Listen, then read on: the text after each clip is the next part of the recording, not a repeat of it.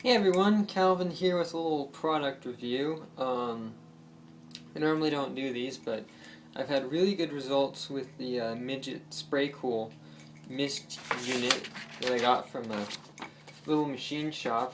It's, I don't know if you can see it or not, number 226 from there, and it cost me 28 bucks. I bought it in person, so I didn't have to pay any shipping on it. Seems like a lot, but when you compare the price to how much a coolant system from Spra-Kool costs, it's well worth the money. You can also pick it up, and I recommend doing this. You can get a container of Cool Mist Cool 77. I've had really good results with that stuff as well, and it's part number 2236. It's good stuff, and I've had great results with it. I've actually accidentally drank a little bit trying to siphon something. Probably not a very good idea, but I'm still alive to this day. So here's your little spray mist unit. It's boxed in a very simple and unassuming package, but that's part of the reason why it probably doesn't cost very much. According to the guy at Little Machine Shop, the company's been making these things forever, and I can tell why. They're pretty nice.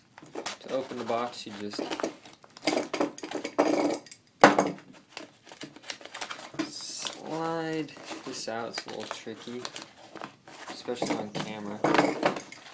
I prefer to just carefully, so as not to cut anything inside, slice along there, and then break it down, but do whatever you feel comfortable with. So,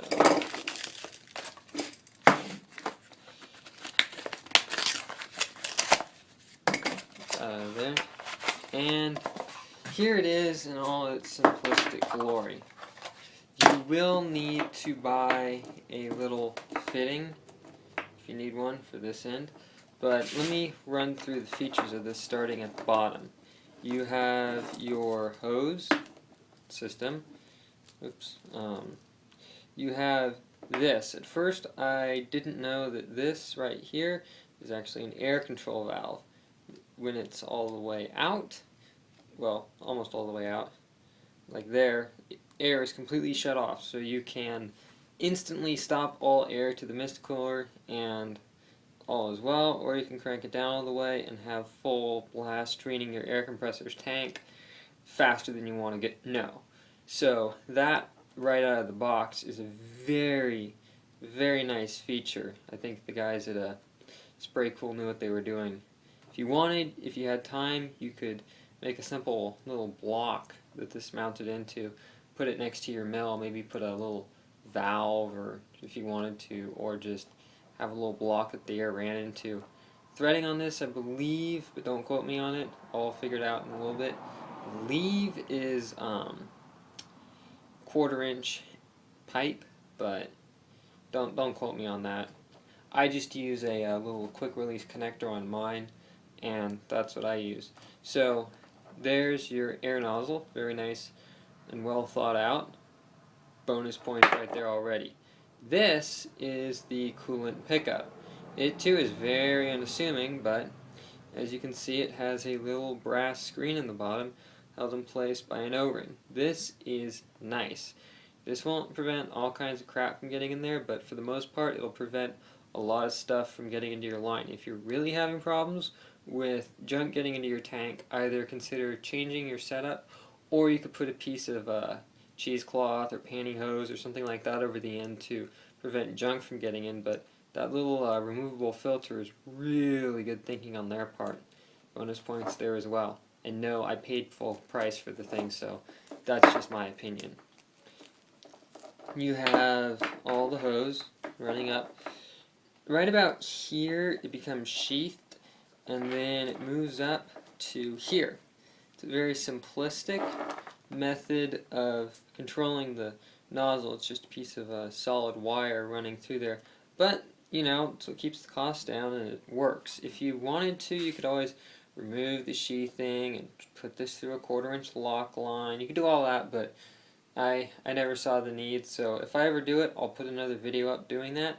I could see how maybe if you were doing a lot of high-speed machining or just making a whole bunch of really hot chips, this could eventually get burned through. I can see that and how having a lock line would make a lot more sense, but for what I'm doing, I never saw the need, so it's pretty easy to just adjust it. I've been adjusting my other one, which I had for a while, like crazy, and it has never given me any problems, so if it ever does, it's probably a pretty simple fix. Right here is the nozzle assembly.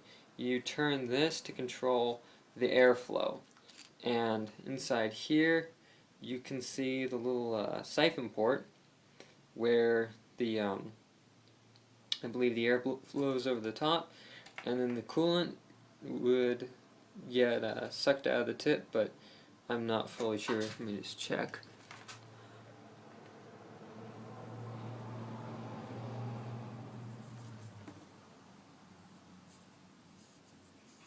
Yeah, it does come out of the top, so it forms a nice siphon.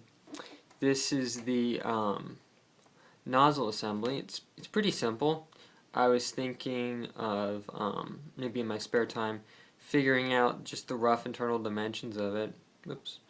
Figuring out the threading and making a nozzle that had a longer tip to it and maybe a slightly bigger front, but I don't want to obviously mess up the one that they put all their time and effort into making. If I can find another nozzle somewhere for cheap, maybe contact a little machine shop or the company, and see about making one with a bigger opening or a longer nozzle or something like that, so you can have the mist cooler farther away but still get the same kind of performance, is a thought. So to adjust the flow of coolant to air, you just turn this assembly, and what will happen is you can adjust it from room filling up with mist in a matter of seconds if you have a really high pressure system, which really isn't worth it, it's just a waste of mist anyways, all the way to literal dribbles of mist, which I've actually had very good success with on a low pressure system. Running it on a lathe, it'll just go drip, drip, drip, drip onto the tool and keep it cool, which is really nice when you're cutting some hard stuff like titanium and it wants to be a real pain. You can also control it so that it completely cuts the coolant off, and you can keep the little siphon end in the tank and run straight air. Who says you had to even run the thing in the first place with coolant? You could just run it with straight air and it won't really matter.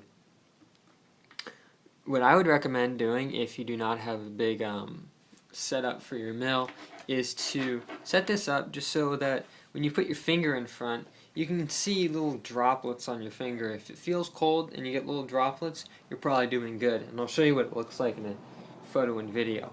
But if you wanted to as well, if you don't have a big coolant tank, which most people probably don't, you could just take this and stick it in, say, a container like what the Cool Mist concentrate came in, or something like that, that you can screw the lid on, maybe strap it to the machine or put it in something so it doesn't fall over and you spill coolant all over the place, but that's another option. One thing I have considered doing is making a pressurized tank that the coolant runs into so it works a little bit more like a fog buster. But overall, if you're running the mist cooler correctly, I've never really had problems with mist, and if you have problems with mist, odds are you're probably running the system a little too high. So let me set it up and show you just how little and just how much air this thing can actually effectively run off of. It's pretty impressive.